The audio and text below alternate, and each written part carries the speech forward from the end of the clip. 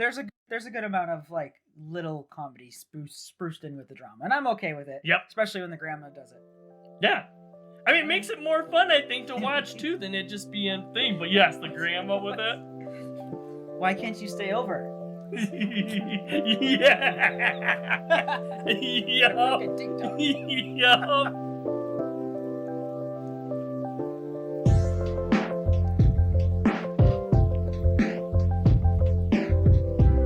Hi, this is Randall here with No Market Media. And I'm Matt. Today, Randall and I are doing the last, or maybe the last. Depends on if you guys want us to review any other 2021 movies that we missed. But this may be our last that we had on our list. Let us know down in the doobly-doos. Today we're reviewing Minari. It stars Stephen Yeun, Yari Han, Ya Jong-yoon, Alan S. Kim, Noel Cho, and Will Patton. It's written and directed by Lee Isaac Chung. The film is a semi-autobiographical take on his upbringing. He has also directed Lucky Life and Abigail Harm. Now, before we go any further, if you like this review, be sure to give us a thumbs up. Also, be sure to hit subscribe and ring that bell for notifications on our latest videos. Minari takes place in the early 1980s, and it follows a Korean family as they move from the big cities in California to a big old plot of land in Arkansas and attempt to start their new life. Had about a $2 million budget and about $15 million box office returns. Has excellent reviews from critics and has also been very well received by audiences. It has won multiple awards, but most prominently, it won a BAFTA and an Oscar for Ya Jong-yoon as Best Supporting Actress. This was Matt's 2021 list, and we'll let him go first. So, I enjoyed this movie, and actually I really liked the characters and stuff in this movie. To me, this felt like a real life, showing these characters have real life challenges and stuff, and this movie made me feel different things, and for that, I think it was a pretty good film. All right. For me, it's a little bit of a mixed bag. Okay. The acting's good, the directing's good. Like you said, they're dealing with real life things that are going on. This is kind of that slice of life film that doesn't always do it for me, though. I talked about this a little bit when we did Licorice Pizza. Mm-hmm. I'm like, slice of life films don't always cut it for me. And that one had like a 3-act structure where it ends at a logical point for those characters. This one just kind of ends. And I'm like, I don't know that it's the logical point. So, I mean, I liked it. Mm-hmm. It wasn't like I didn't enjoy it. And I understand that it's a good, well-made film. I just didn't know what I was supposed to get from it. Yeah, it's kind of like what is the lesson or whatever. What did our characters learn at the end? I think there is a little, thing that I guess they get to, but I don't know. It's weird. It's kind of left up a little bit, and then I guess we're supposed to assume something a little bit there at the very end. I don't like doing that. I don't like that. All right, so the biggest part of the story that I pulled was it's this family in a strange place trying to make their way, basically. Mm-hmm. And what I found interesting, and one of the things that I actually enjoyed, maybe I wasn't supposed to, honestly, but was that it just seemed like any family trying to make it in a new spot. Mm-hmm. It did not seem to me to be as much about the immigrant experience in the United States, because that would have been their experience moving from Korea to California. Mm-hmm. Their first culture shock, stuff like that. They've already done that. Mm-hmm. This is just a family moving in the United States and having to go through the troubles and the trials of moving. Mm-hmm. And I liked that. Again, it just wasn't ending quite right for me, where I'm like, okay, well, what's the point? But I found that the struggles were real, and I enjoyed watching those. Mm-hmm. Me, like you said, it's kind of like they're already been established in the U.S. It's not kind of like, hey, I'm just coming to this country, I don't know what to do. Because that, I think, was kind of like their, sexing chickens or whatever. like doing that job. It's like, hey, I don't know what to do. This is kind of like, all right, I kind of have like a dream now that of what I want to do and how I want to support my family stuff. I think really the immigrant stuff kind of comes with when the grandma comes into the picture or whatever, because I think she really is just coming from Korea. So it's interesting to see how like she even refers to like her grandkids like, you American kids or whatever kind of thing. And really, like you said, even the kids' parents, when they're told stories like, oh, you guys like this in Korea and stuff, and like, oh, so long ago, we don't even remember that kind of thing. 그랬나? 미국 올 땐 다 까먹었구나. So yeah, they've already kind of been Americanized or whatever you want to say a little bit, adjusting to live in a new country. Sometimes there are some scenes where they're kind of like shown as like fish out of water or whatever in Arkansas. Arkansas. Yep. But anyone moving from California could have that experience in Arkansas. Yep. But it was just kind of things like, hey, I'm just going to say a bunch of random things and you tell me when I get to a Korean word. It's like one of those things like, oh my goodness. I felt for those kids too. I'm like, oh man. The Arkansas side of this is interesting. It takes place in the 1980s, early 1980s. And it's kind of like that more or less American dream, Southern hospitality kind of side of Arkansas that you're seeing. Yep. It doesn't dive into anything about racial disparities or anything like that you would kind of expect out of a film that has this topic. Right. It doesn't do that. This story is completely confined to this is this family's experience, and if they didn't experience any of that racism, really, then they didn't, and it's okay. It doesn't mean that maybe something's not there currently, but just as far as it's on screen, you don't see it. I think the two biggest elements we kind of have with the story too, or basically what the story is going through. However, one is kind of like, the father's like pursuing like his American dream to be like a farmer and stuff, and we're seeing how that dream or his pursuit of it has an impact on his family. How sometimes his family, feels like maybe they're second or whatever. Sometimes it leads to some confrontation. The other thing we have specifically is with their son David, who has his like heart condition and stuff too. I think that is really played a lot through this movie, and it also goes on to that first point. I think David's mother kind of looks at his dad's kind of like, hey, like David is like the priority, and a lot of times you're putting your garden or farm, ahead of David's health. Yeah, you see that a lot in the story. But that's a great segue into characters. So, like we were saying at the intro, what I really like about these characters is they actually feel like real people, at least to me. These are characters that have like real life like struggles, like stuff that you see. I'm like, yeah, I can see people actually going through these different struggles and stuff too. And I think they were played really well, especially I would say with like the kids. I think David, as probably our youngest actor in this film, did a really good job and stuff. To me, it was believable. Yeah, it was. But one of the most believable things, and I think you touched on it just at the end of the plot, you see this in the story, is the tension and the stress in their marriage. Yep. The father wants to have this American dream. He wants to have this farm. And the mother is like, hey, yes, David, our son, who's got a heart murmur, needs to be the first priority here. He's who we need to be taking care of. And they're both doing it in their own ways. She thinks her husband's being selfish or short-sighted, and he's like, no, this farm is how I'm going to take care of the family. Yep. Like if I get the farm off and I get everything successful, and it's a good idea, honestly, like 1980s, he's like doing the math of how many Koreans are moving into the United States. And, like if we make Korean food, but we make it here in the US, we can prosper from that, instead of just making the same stuff everyone else is making. He's like, this is how I'm going to take care of my family. And she's like, you're really good at chicken sex scenes. Why don't you just do that and make money? And like, they're just looking at it differently. And that's the stress in the relationship. Yep. And that's good. That's genuine. It's something you would, in theory, see real people, real husbands, wives, families struggling with. Yep. Another thing too is it's kind of like with the wife and mother thing. There's always that that kind of idea, like, well, if this doesn't work, you can just take the kids and go, kind of thing. Mm-hmm. And then there's always talk about, hey, like, we're moving, hey, we're not staying at the student house. That's a thing that's constantly through.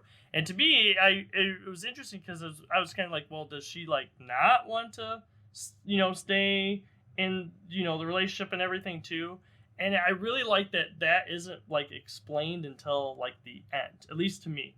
To me, it's kind of like what she was really thinking. Like she wasn't really using that as like, hey, I'm planning on leaving or anything.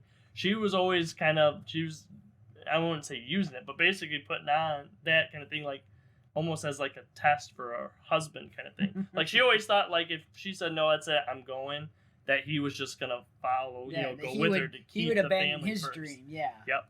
Basically, this is her ace in the hole, her trump card. Yep, her trump card. Yep. Doesn't work that way. Doesn't work that way in this movie. But there is one character who, in specific, we definitely just have to talk about. It's the grandma. Mm-hmm. Oh, She's yes. a great character because she's from Korea. Mm-hmm. She grew up in Korea, and remember, early 1980s, the Korean War is a thing. Will Patton's character in this is a Korean War veteran. Yep.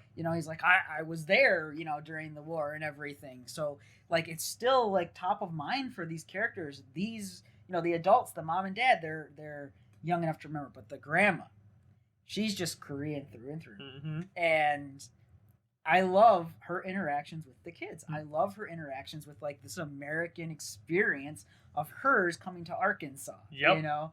And, just to inside joke, if you've seen it, give me some more of that mountain water. Yeah, exactly. Exactly. And she's watching WWF at the time, mm-hmm. wrestling. Like, ooh, someone could get hurt.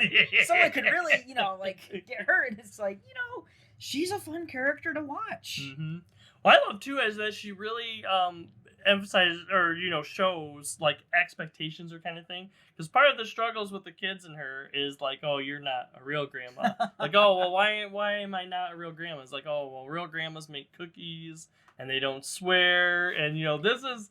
you don't do the Americanized version of a grandma. Exactly. Yes. Of what a grandma is and stuff. Yeah, I love her character in this. Those are my favorite scenes, like you're saying, with her, with the kids and stuff. And she has a bit of an arc, or at least their relationship with her grandkids and stuff has like an arc, and I think that is a real good centerpiece. And it's because of the grandma that we get Minari or whatever. It's like the title. The title and what she plants this thing that basically is a crop that grows kind of wild by itself near riverbanks. You know? So, and that kind of is a thing that they come back to at the end of the movie after everything kind of goes sideways a little bit with the farm. The biggest thing for me about her is that she is also going through a transition period in this film. I think she does pretty well because she's like, I'll try to be a good grandma. I'll try to be a normal grandma. She doesn't really know her grandkids. Mm-hmm. They grew up in the US. She hasn't been there. Yep. So for her, it is a learning period. And then she ends up having a stroke. And then it's a whole nother, set of circumstances for the family to struggle with, for the kids to struggle with, and for her to personally, try and get over. She's given so much to do for what is essentially just a supporting role. Yep. Yeah. She does it well. She does. That's why she got Oscar. Okay? It's good. It's really good.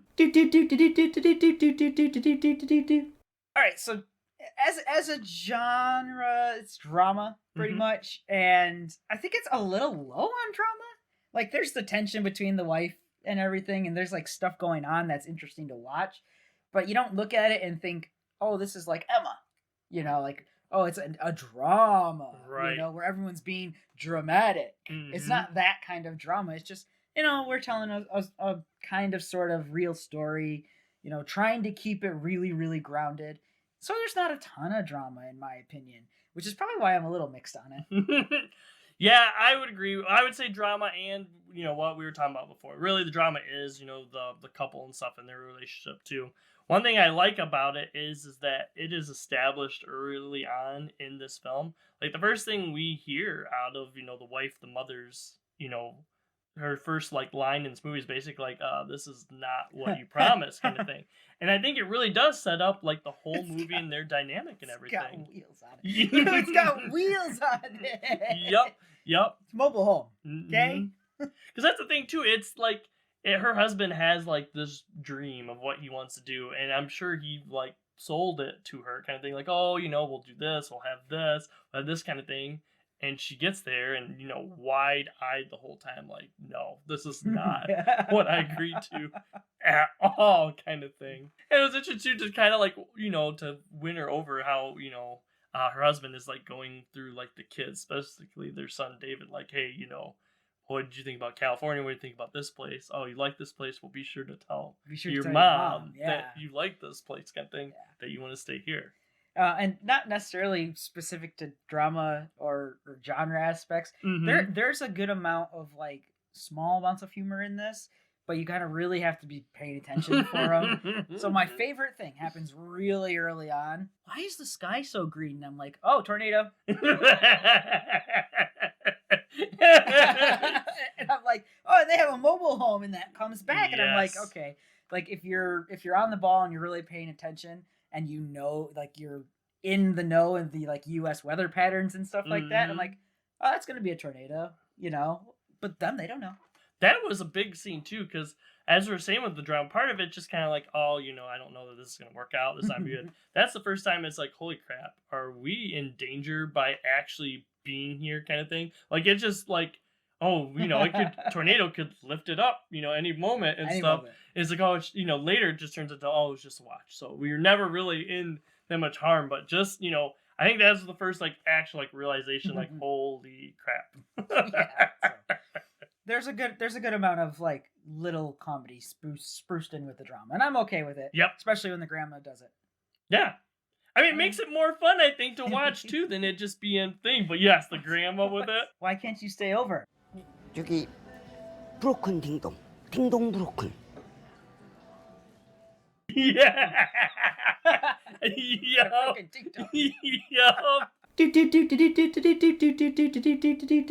What I didn't see coming, we already talked about characters, and one that we kind of hinted at a little bit. I did not expect, the helper to be this big, different religious, in the kind of role that he plays in the film. Will Patton's role. Yep, Will Patton's role. Just the whole, like on Sunday, like his church is basically like, carrying the cross every Sunday and stuff. And how him, like, like blessing the house and stuff like that. It's an aspect of the story that I didn't expect, or a character I didn't expect. Be interested to see if the writer-director, if that is actually, if he actually knew someone like that, since this kind of, some things are actually taken from his life. Yeah. Will Patton's one of my favorite character actors, period. Like, he's right up there, really. And you guys can laugh at me all you want. Like, when I saw him in The Postman, I was like, I like that guy, So, and then Remember the Titans, etc. He's all over the place. His character's really interesting in this. And yeah, his character's a little weird. You don't know if he's going to be a problem character, but he's not. He just ends up being a genuinely nice person who's a little awkward, basically. So for me, the thing that I didn't see coming, and I already mentioned it, is just I didn't know much about this movie going in other than, Koreans moving. I thought it was going to be an immigrant experience story, and it's just not, really. It's much more about just moving to a new place and the struggles of a family. So for me, it is just the expectation of, oh, we're talking about immigrants, so this is going to be an immigrant story, like American Tale or whatever, and it just isn't. Yeah. So I was pleasantly surprised by that. I'm like, okay, if I go in expecting one thing and getting another thing that I'm also pleased in, and I'm not disappointed that I didn't get what I was thinking, I'm okay with that. So that's a good expectation. Well, I kind of like that too. I think it's also kind of like a modern take too, if you want to think on like the immigration story or whatever. Because I think with that, a lot of people say like, oh, almost see the immigrant experience as kind of like a foreign experience. Where this, like you said, isn't that impact. It is, I think, just an American story. It just feels like this could be any American family. And I think that is a better representation, I think, a lot of like the immigrant experience, a lot of it. And not just like you said, it's not like the full-on culture shock that they're getting in this. It's just kind of like, hey, you know, they're a family just trying to make it like any other family. So look out for 2024's prequel story. Minari moves to California. Probably not. For me, I still think it's a good movie. Mm-hmm. I still like the acting. I like the directing. I like the characters. I did not like how it ended. I felt like this movie ends. They have this big discussion, verging on argument, but mostly a discussion where she's like, I'm going to take the kids and I'm going to go back to California. And he's like, well, I'm going to stay here. Mm-hmm. And I have to see this through to the end.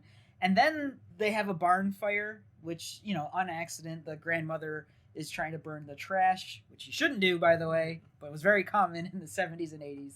And it's like, all right, so they have this experience of this, like, we're stronger together. I don't know. I just didn't like the way it ended. So the movie, I'm like, all right, I'm enjoying it. I'm enjoying the characters. But the ending left me was just like, that's how it ends, and everything turns out okay. I kind of read it a little bit differently. The ending, I kind of took it as like, oh, you know, they're rushing in to try to pull everything out. And then she basically kind of shows it's not that I, you know, don't care. I actually do care about you and what your concerns and stuff are, and that's why she was helping. And then as he was going through and then, like, looking for the next thing, he realizes that, you know, he doesn't know where his wife is and can't see. Right. And at that point, it becomes that his wife is more important than saving the crop. That's kind of how I saw it. It's kind of like a different, like, the realization, like, hey, what really is most important to me and not. But yeah, I don't think it comes out and spells it. That's for sure. It's definitely maybe me just interpreting or looking into it a bit more than what's actually there. So you're better at interpreting some movies than me. It's fine. I'm a big person. I can accept that. No. Or, like I said, maybe it's just me looking into more than what's actually there. But, yeah. Well, did you guys see Minari? Let us know what you guys might have thought of it. Or girls. I don't want to say guys. She's a dude. He's a dude. We're all dudes. Don't copyright strike me. Let us know down in the comments below. We also have other movie reviews, flashback movie reviews, some TV series reviews, and some deeper dive discussions. We also have a Facebook page. Be sure to check us out there. We post some things from our fandoms. We also post a day before our videos come out to let you know the topic of the next video. If you don't have Facebook, don't worry about it. Just check us out on our YouTube page. Our videos come out on a schedule every Monday and Thursday. For now, I'm Matt with No Market Media. Have a good day, everyone. And I'm Randall. See everyone next time. Next time on No Market Media.